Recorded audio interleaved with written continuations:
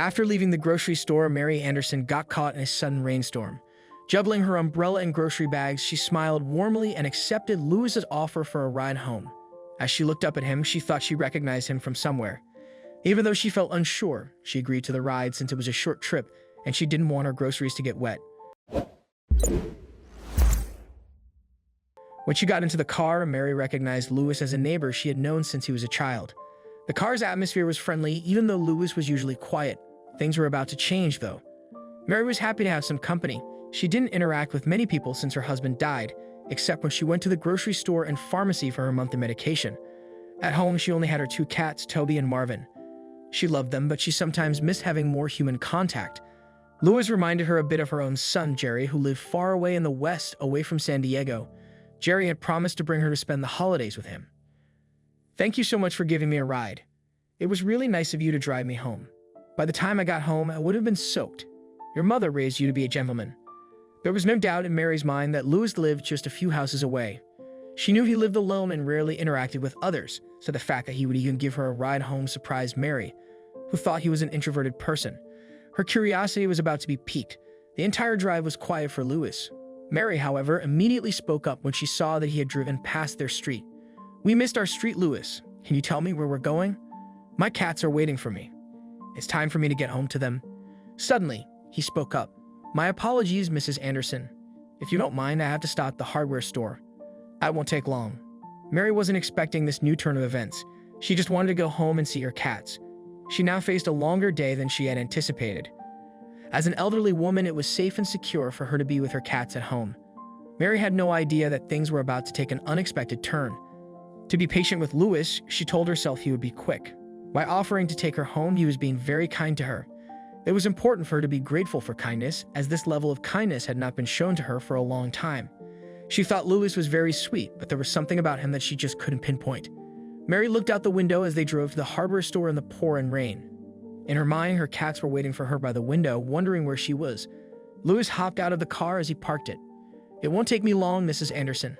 I just need to get a few essentials." Mary nodded in agreement. "I understand, Lewis. You have all the time you need." Lewis returned from the hardware store after 15 minutes. His trunk was full of everything he bought, and he got into his car soaked from head to toe. "It's raining cats and dogs outside, Mrs. Anderson. How about we get you home?" His words made Mary happier. She was relieved that they were finally heading home. She wanted to make some soup and sit back and relax with her cats on her lap. To her, it was the perfect day to do just that. However, there was just one problem. Lewis had decided to take the longer route home. He was leaving the town altogether. "Where are we going?" Mary decided to give him a chance and see where he was going and see if he really was taking the longer route. Maybe he just wanted to take her on a drive. Since she was always inside just like him, Lewis tried to make conversation. "Isn't the countryside beautiful, Mrs. Anderson? I always wanted to come live out here with my mother. That was my dream after I came back from deployment. Did you know I was stationed in Iraq for 3 years?" Mary had heard from her fellow neighbors that Lewis was a Marine. Unfortunately, when he returned, his mother had passed away. "Yes, Lewis dear, I knew that you served our country. I'm so grateful for your service. I think the whole neighborhood is." That's when Mary noticed that Lewis had turned onto a gravel road. The gravel road seemed endless, winding through thick woods with an eerie silence settling in the air. Mary felt a chill run down her spine, a sense of unease growing within her. The once warm and friendly atmosphere in the car had shifted, replaced by an uncomfortable tension. As the car rumbled along the desolate path, Mary's mind raced with uncertainty. She clutched her purse tightly, stealing glances at Lewis, who remained stoic, staring ahead. The rain outside intensified, drumming on the car roof like a haunting melody. Mary couldn't shake the feeling that something was off.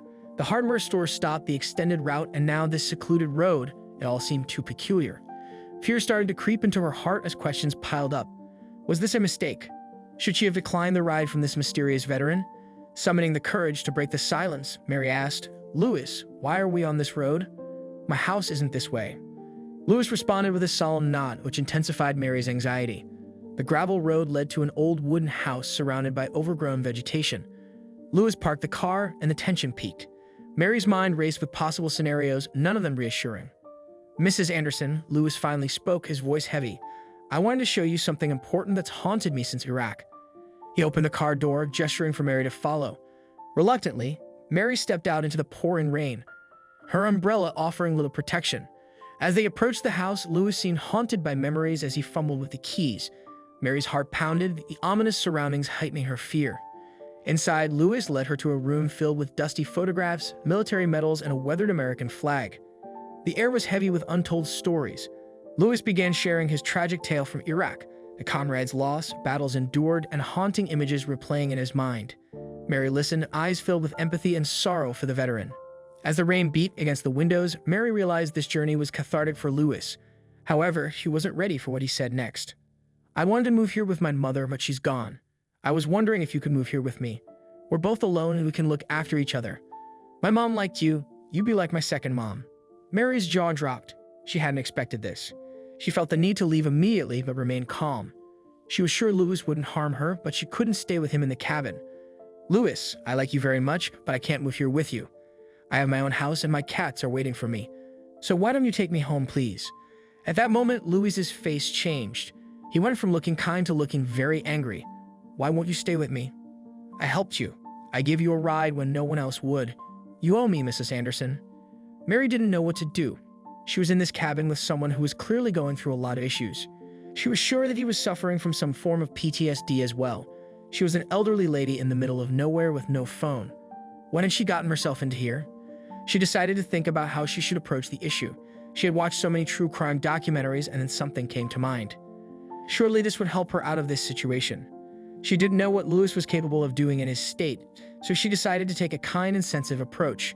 She could see that he was hurting and missing his mother, so she decided to be a maternal figure that he needed at that moment. She went up to him and gently touched his shoulders. "Louis, dear, I know you're hurting and I know you miss your mother. She was a wonderful woman, but I can't take her place. I will be your friend, and I will help you and be there for you whenever I can, but you have to take me home." Would Louis change his mind? Mary waited for his response. She didn't know if he was going to take her suggestion or not. She looked at her watch and it was already 7 p.m. Her cats must have been starving already. Mary decided to give it another try. "Louis, it's getting late. Why don't you come over to my house while I make us some nice warm soup? You can play with my cats while I cook. They're very cute. If you want to, you can sleep over, and tomorrow morning, we can go to a therapist friend of mine. She will listen to all of your grievances without judgment. I really think you need to talk to someone." Louis finally looked up at her, tears streaming down his face. It looked like he was carrying the weight of the world on his shoulders. Mary went up to him and hugged him.